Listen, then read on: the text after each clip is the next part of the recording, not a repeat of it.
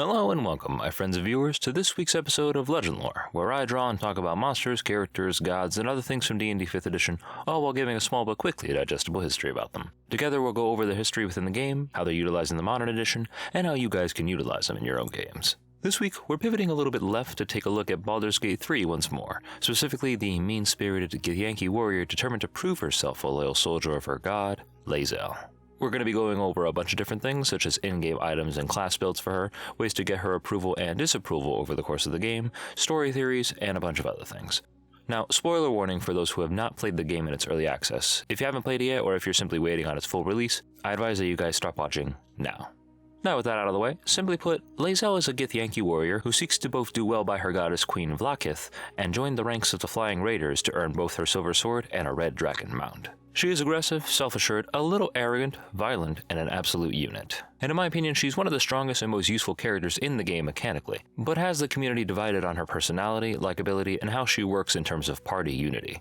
Short answer is, she really doesn't, with most of her perspectives and actions going against the majority of the other party members, particularly Gale, Will, and Shadowheart. Keeping her in the party while also navigating the choices so that she or any of the other members don't outright leave out of contempt is a balance and a challenge that I've personally enjoyed experiencing over the course of my playthroughs, especially upon meeting and attempting to recruit someone like the Dark Elf Minthara later in the game. Now, before any of the advice in this video actually becomes useful, you first have to find Lae'zel. Luckily, she actually is the easiest character to discover as she literally jumps in front of you with a sword in hand ready to kill you. After some convincing, you pass through and eventually crash the Illithid ship, at which point you two are separated once again. From then on, the only other time that you can find and recruit her is when she's trapped by a pair of tieflings near the cathedral ruins. And if you fail to free and recruit her here, the next time you find her will be when she's killed by the Githyanki raiders, her body left near where they can be found. From here, I'm not entirely sure if you're capable of reviving her, but don't quote me on that.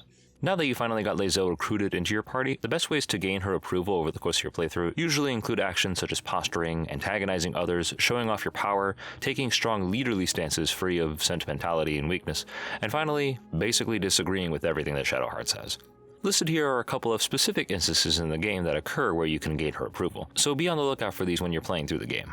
I must warn you, however, that a lot of these actions actively antagonize others and vilify you in their eyes, which can cause most of the game to either become more difficult or all around inaccessible down the road, so do be mindful of which choices will piss the least amount of people off. Now going a little step further, you have the inspirations, which in-game essentially allow you to re-roll certain 1d20 checks to get a more desirable result. These come from either story moments that occur while Lae'zel is in your party, or certain acts that occur in both RP and combat. I once again listed the ones that I have personally discovered, but there could definitely be more out there that I haven't found. Now, let's move on to class and build. Lae'zel herself is a Githyanki fighter, and has access to the Battlemaster and Eldritch Knight subclasses, at least in the current version of the game. We could see a champion later on, but I'm not 100% sure. But we're going to go over a couple of the most viable builds for both subclasses based on items, skills, and abilities that these subclasses can use.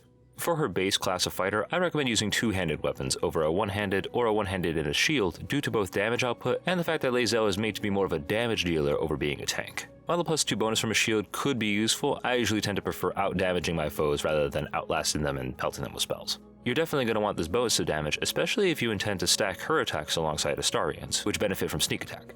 As such, items such as the Blooded Great Axe, Exterminator's Axe, the Sword of Justice, and the Ever-Burning Blade are all very useful for combat and can be found in these different locations. And the Githyanki armor that she starts with is actually the best equipment for her to have armor-wise in the current early access. You can also further increase her defenses by giving her a helmet later on. Now, if you decide to go down the Eldritch Knight path with Lae'zel's build, her intelligence is naturally at 11, which is a piss-poor score for an Eldritch Knight, but thankfully, it can be supplemented if you find the Warped Headband of Intellect. Along with this, you're also going to want to try and see if you can find the Sapphire Spark Necklace, which is great due to its improvement for the spell Magic Missile, which is essential for an Eldritch Knight build due to its auto-hitting capability. There's no attack rolls, there's no saving throws, just simple, straight force damage.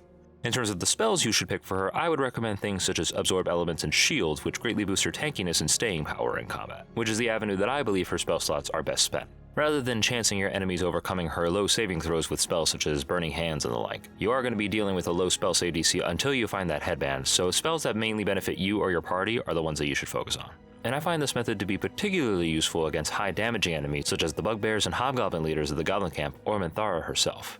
For Battlemaster, which is my personal recommendation for Lae'zel's build, primarily due to its viability without the need of magic items, is the best way to get in, deal damage, and have a bit of versatility when taking most of the attention from your enemies in combat. The Battlemaster maneuvers in particular are extremely special. The Rally maneuver helps you to supplement healing, especially if you don't have Shadowheart in your party. Pushing attack makes great use of environments and fall damage, and trip attack is great when initiative allows Astarion to capitalize with sneak attack, and riposte is a great way for you to get extra attacks per round, so long as you remember to use it and your enemies miss their attacks to trigger it. There aren't exactly any specific items that help this build like the Eldritch Knight, so you can afford to experiment and find what works for you, though once again I still recommend two-handed weapons. Now, when Lae'zel levels up, while you can make use of the ability score increases if you're going the Eldritch Knight route, feats that I think are particularly useful for her are Athlete, which is great for exploration, Mobile and Martial, Adept particularly for the Battlemaster, and then there's Great Weapon Master, Tough, and Heavily Armored, which are all required feats in my opinion, each one being essential to her build as a damage-dealing semi-tank. Now with the builds covered, let's discuss a few theories regarding Lae'zel and her future within the world of Baldur's Gate. I have no doubt that there will be a path that allows you to help Lae'zel gain a Silver Sword and Dragon Mount, but this may require us to indulge in her bloodlust and aggression to the point of being deemed worthy, especially based off the encounter that we have with the Raiders in the early access. As I said before, this is difficult to balance with the rest of your party, especially if you want to get her approval high enough to romance her, without alienating the rest of the party. But we shall see what the future has to offer. Perhaps we might even kill a Gith rider in the future and steal their mount for ourselves. I do think that would be particularly cool. On the other hand, and this could absolutely be a pipe dream of mine, but I do believe that Lae'zel will eventually be able to have a path where she can be taught by the player that the brutal Githyanki way of life is not the only way to live. And while she wishes to praise and worship Vlaakith, giving up her life and tearing down everyone in her path is not conducive to the mission unless she intends to walk alone. Even the Githyanki riders that she meets are vicious and quick to kill her upon discovering her affliction with the tadpole. And so I hope that we can teach her that there are non-Githyanki who are capable of being loved and befriended, even if she and Shadowheart butt heads on a constant basis. With that all said, what do you guys think Larian Studios is going to do for Lae'zel and her story? Please let me know in the comments, and if you guys enjoyed this video and want me to cover more Baldur's Gate 3 characters or media, please like, share, subscribe, and press the little bell icon to be notified of future videos. If you want a chance to vote on the subject of future videos, please follow the link in the description to cast your vote, and comment down below what kind of stuff and content you guys would like to see in the future. But until then, I'll see you guys next time.